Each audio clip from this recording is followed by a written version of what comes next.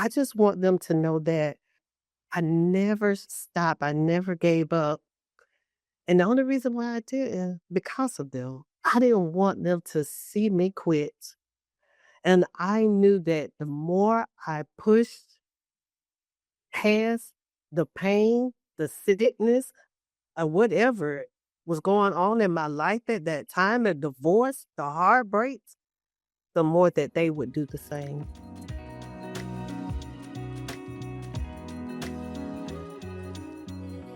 Welcome to Brilliance Out Loud, where we center meaningful conversations about identity, growth, and the brilliance of our children. Today's conversation is about motherhood. I'm joined by Miss Patrina Mitchell, who we call affectionately Tina, and we're talking about what it means to raise children, loving them, guiding them, advocating for them, and learning alongside them. Patrina, or Tina, as we say, thank you for being here and sharing your voice today.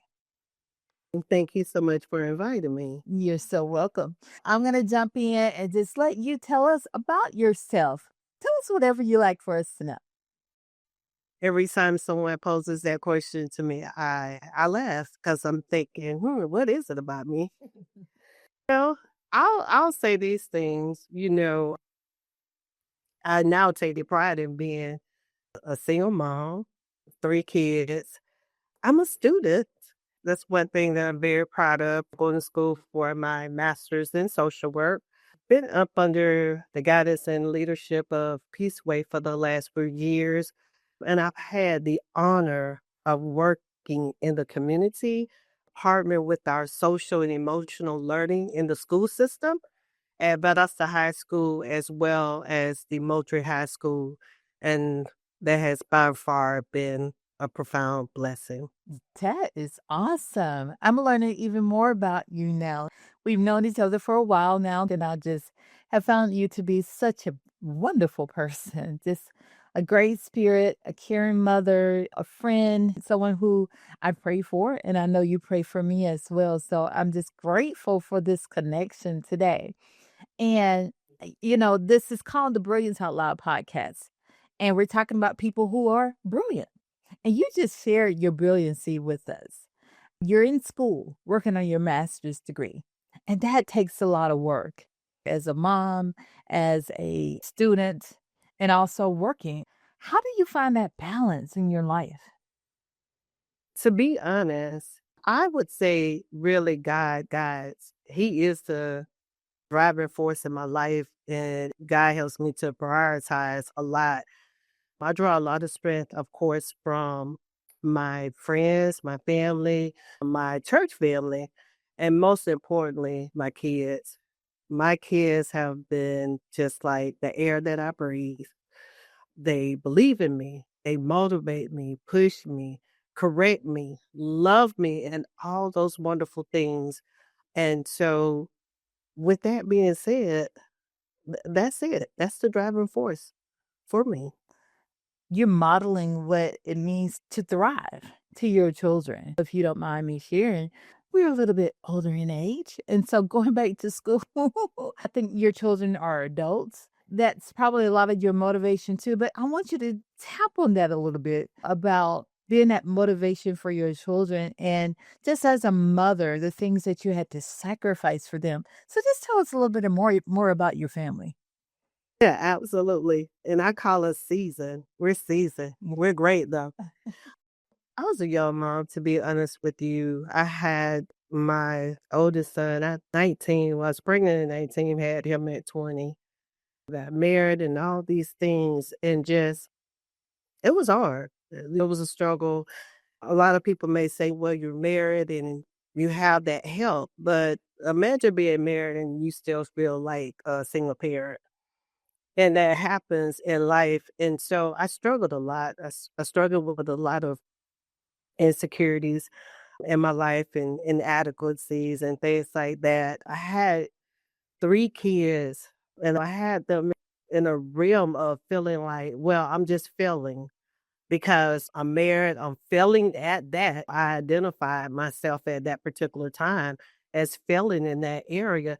And then I have these 3 young people looking at me, and I'm wondering, what in the world am I doing and what I'm going to do to be the example to them. And so I thought I was failing. I really honestly did. I thought that I was just in a season of not knowing how to be the best parent. I'm a young parent, and how can I be the best at this? And so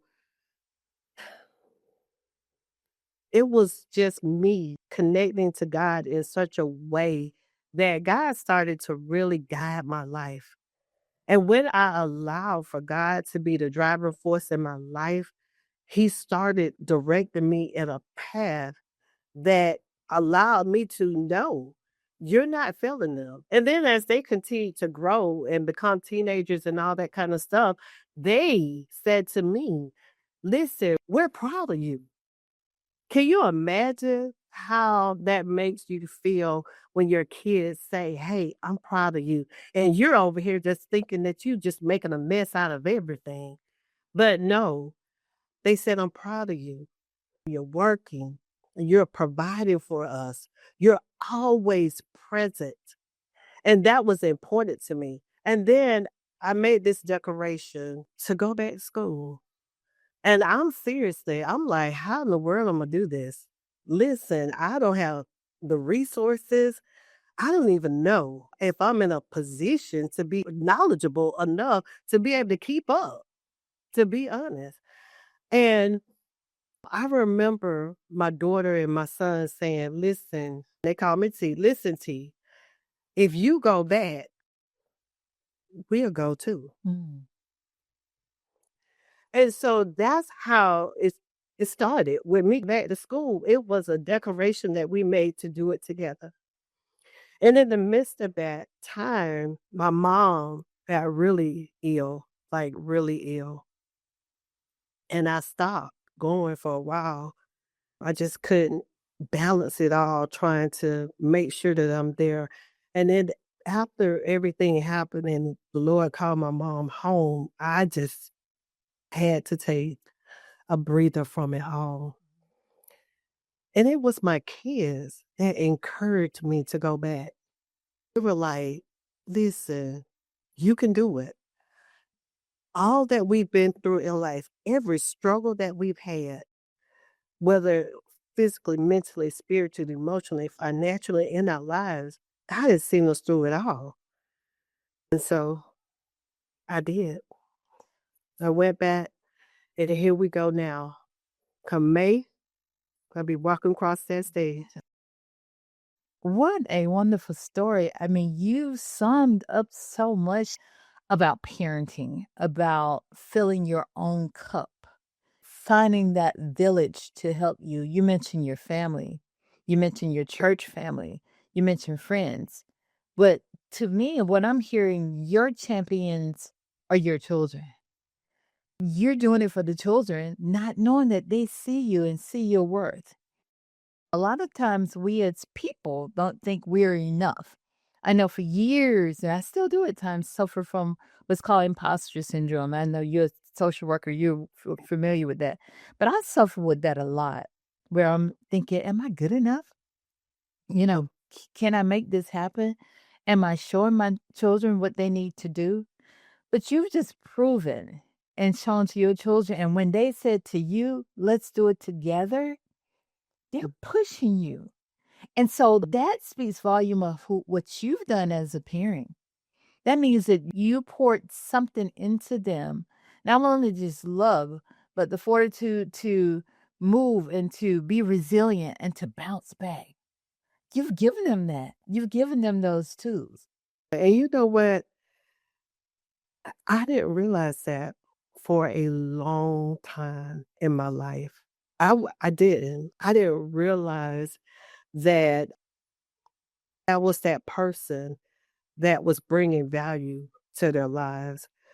I knew long time that they were special. God already told me, I would birth blessings into this world. And they would be on such a platform in life. And I used to think, and I just got to be honest with you, I would say, why me? Why not you? There is absolutely nothing about me that says that I'm worthy to do this. Nothing. Nothing about me. That God so loved me. And he put something inside of me that he knew that I would love them unconditionally and that I would be there. He equipped and qualified me to be there. And it was always important to me not to let my kids down. It was always important to me to make sure that God was instilled within their lives at a young age and then to live the life. Not just to say this and tell them that and have our Bible studies and prayer and all that kind of stuff, but I'm talking about to walk a upright life in their sight because they'll call us out. Oh, yeah. Oh, definitely. We're really not living what we say. They'll call us out on it. And so I knew then and I still know to today how important it is to live that life that is pleasing to God and that they can model in their lives as well.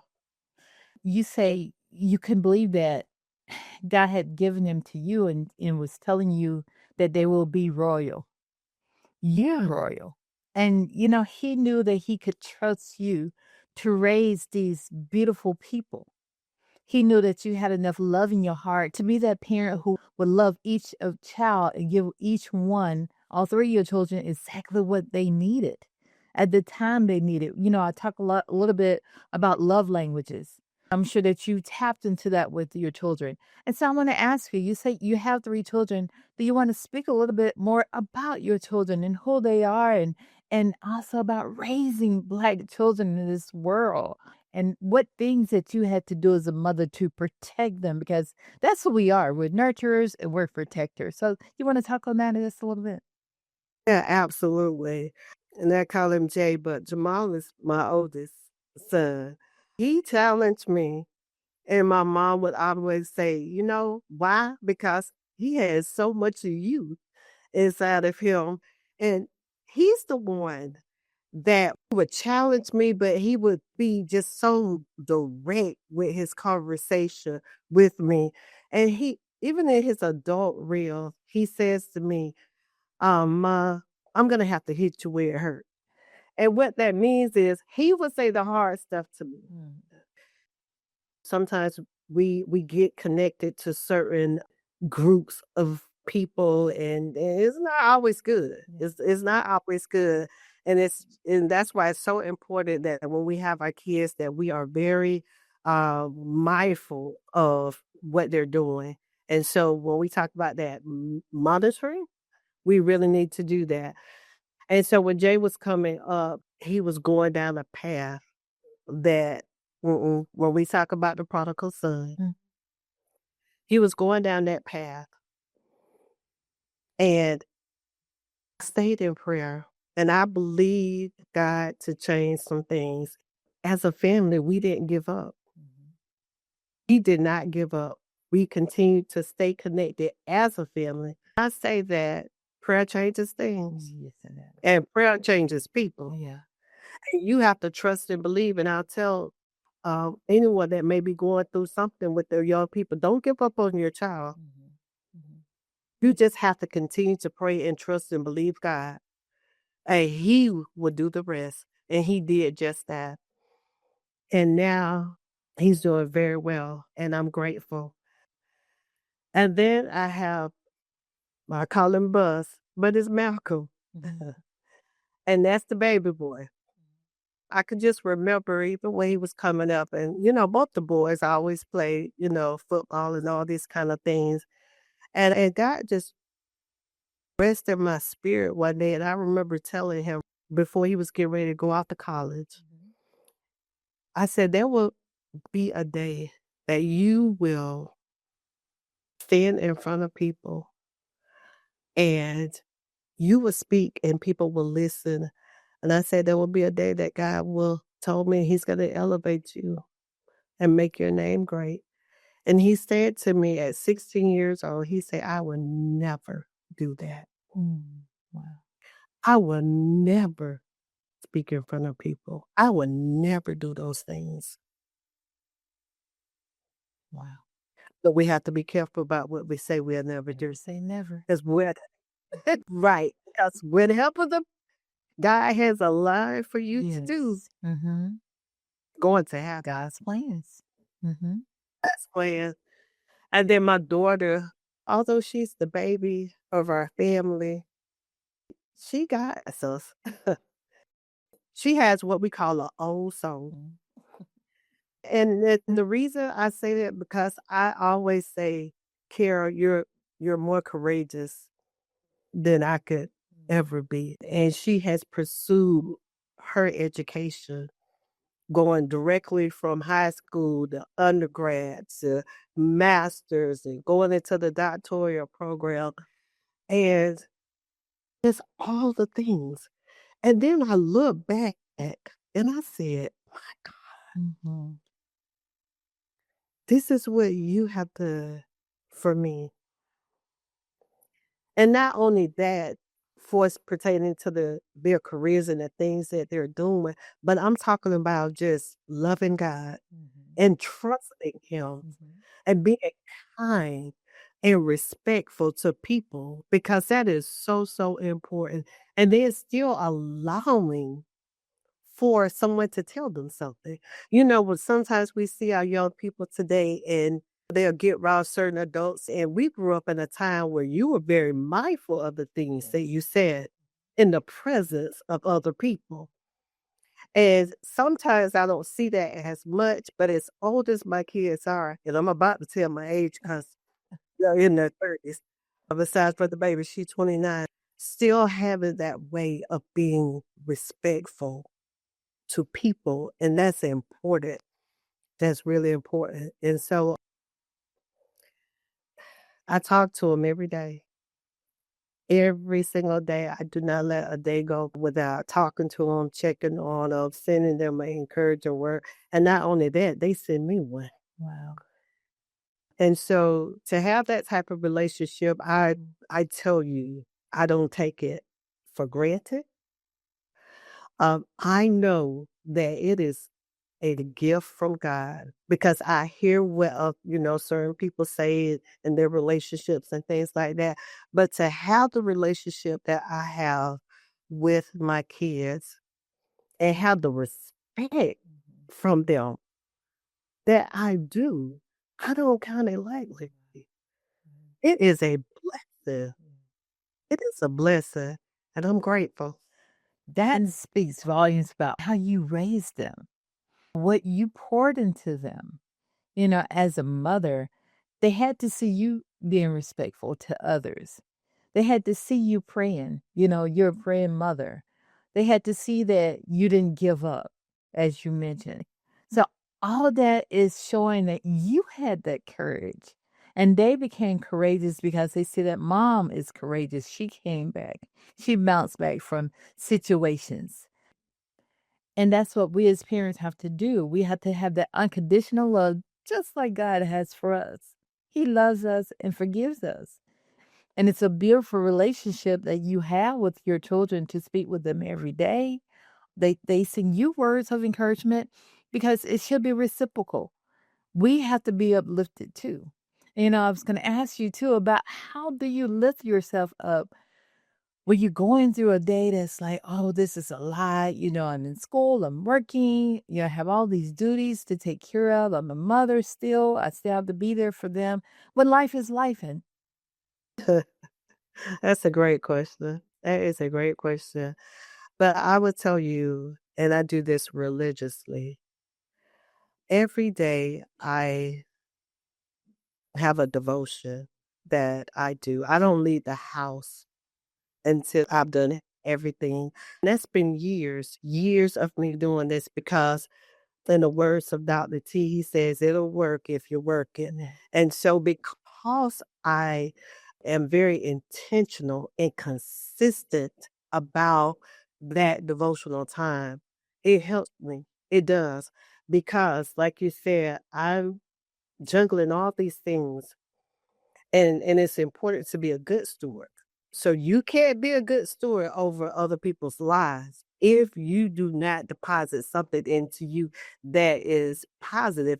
And so I'm always asking God, listen, please, Jesus, give me what I need so that I can serve and do what you have for me to do. And when those times where it's hard, when it's times that come on, I have those times I cry. Mhm. I'm in the car and I'm crying and all kind of things. But the thing of it is, when I allow that to happen, I dry those tears up and then I go back out because I trust and believe that God is sending me out. He's equipped and qualified Mhm. me. And because I am equipped and qualified, He's going to give me everything that I need to keep pressing forward. And I believe that. And again, I make sure I do the work by spending that quality time, and God continues to strengthen me along the way. Oh my. You have just given so much in this 25 minutes. That's just so many gems have been dropped. I love, and I think we relate on this about that ritual and routines and that consistency about every day reading your scripture, having that praise and worship before you leave out the door. That is so important for parents to know that in order to fill the cup of those little ones or even the older ones, and especially the ones on your job, you have to fill your cup. I believe in it. It's cliche that you can't pour from an empty cup, but it's true. So we have to find tools and ways to build ourselves up first. And I love that you say God first. And then we have to put ourselves second. Then come the other people. And that's the order of the way that I've lived my life over the last few years. Being a good steward of my child God, spending time with myself. Now, we lose ourselves into years as a mom, especially when they were younger. I'm sure you were at football games, cheering, this and everything. Busy, busy, busy, busy. And so I know I lost myself for some years. But as we grow older, or seasoned, as you say, as we get seasoned, well seasoned at that, we learn that we got to take care of ourselves emotionally, physically, and even socially. And socially could be where we have a circle of friends, or maybe we need to let go of some people.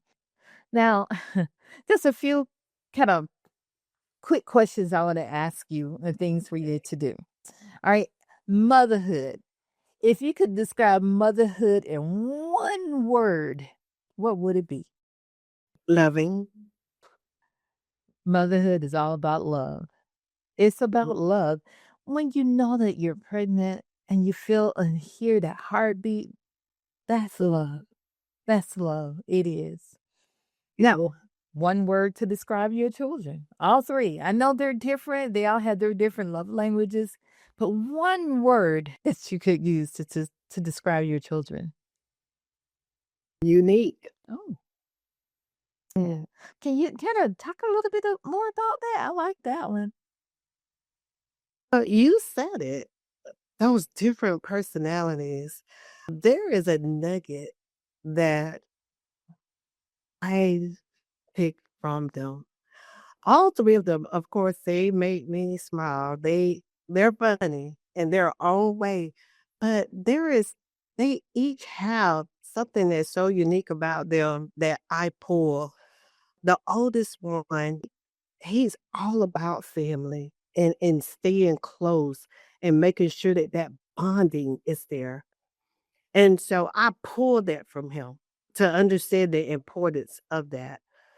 The baby boy, Malcolm, even with him, he just has that way about him. God is so compassionate. He's always, thank you, Mom. And I love that you're here, and I love that you're spending time with me, and it's just all that stuff, and it just strokes my ego because I'm going, oh, you love that I'm doing all these things, and I'm gonna keep doing it, and yeah. And so he has that way about him that he's just so compassionate, so thankful and grateful. And so it strokes your ego. Curious the one that makes me like, God, I wish I could be half as courageous as you are. I mean, just moving from city to city and her perseverance, her drive, and her determination. So they all have just these nuggets that I pull and draw strength from. That's great. And we met Malcolm. He was on a podcast earlier, and everything you've said about him, it's so true. And I can't wait to meet your other children because I know your personality and for what you're telling me about them, I just feel this connection. But I can attest that he is a loving, caring person. And just, I'm so happy for him and all the work that he's doing. And just kudos to you, Mom. Kudos to you because it's because of you. You know, you're that nurturer. We're the ones who, even before, they're born, when in during the womb, it's the things that we do for them and say to them that makes a difference in their life. Those affirmations, I love you. You're going to be great. You say you told him at 16 you will be on stages, and he said no, but God had told you the plans he had for him. And you continue to pour into all of your children those things. And one thing you said about your daughter that stuck with me. One thing as parents we always want is for our children to be better than us. I want my sons to always be greater. And I have 3 sons, and I'm just amazed at the things they are doing. They're finding themselves. My oldest son, just my stepson, he's working. He's doing a job now that he's just excelling. I'm so proud of him. I pray for him so much that he would find his footing, and he has, and I'm excited about that. My middle son, the things he's doing, I'm like in awe, just always in awe at the things that he does and says. And that 21-year-old, he's still finding his way, but he just amazes me with the things that he's learned and that I didn't realize that he was listening to me. Like, wow, okay, I did do something right. I did tell him the right things. It makes us proud. And so, again, we always want our children to be better than what we are, to excel and allow them to fly, allow them to go. When my sons moved away, one moved to California at 23, at the early 20s to go to grad school way across country. And that was hard, but I had to let him go and find himself. The baby boy now 8 hours away. That's hard. But I first of all, I had to trust God with them. And I just have to pray for them and just check in and let them know every day, as often as I can, I'm proud of you. Keep going and never give up. Yes, you can. Tina, it has been a pleasure. Such a pleasure talking to you. There are so many nuggets that you have given that have helped me today. You bring a wealth of knowledge that you really touched my heart. In closing, I just want you to answer this one question. Years from now, when your children listen to this episode, what do you want your children to remember about you as their mom? Wow. When I tell you, you ask some really great questions, I can tell you that. I really want my kids to know and just to remember that my love for them just super exceeded everything in my life. I want them to know that they made me better. There is just absolutely no way I would be the person that I am today if it had not been for the Lord allowing me to birth those blessings into this world because He knew what I needed and He knew that it would change me and it would make me better. And so I just want them to know that I never stopped, I never gave up. And the only reason why I did is because of them. I didn't want them to see me quit. And I knew that the more I pushed past the pain the sickness, or whatever was going on in my life at that time, the divorce, the heartbreaks, the more that they would do the same. And so that's what I want them to remember. Brilliance out loud. That's what you are. You are brilliant. That is our podcast, Brilliance Out Loud. And Patrina, thank you. Thank you for your honesty and for reminding us that motherhood, it's layered. It's about strength, vulnerability, growth, and grace. Continue to give yourself grace as a mother, as a child of God, because again, you're brilliant. And I thank you for being here today. And to every mother who's listening, remember, you're shaping the identity in ways you may not even see yet with your child. Remember to be the model and to be the example for your children. And to every child who may be listening with your moms, remember you're loved, you're seen, and your brilliance matters. Until next time, keep showing up, keep breathing through the hard moments, and keep nurturing children who are brave, bold, and brilliant.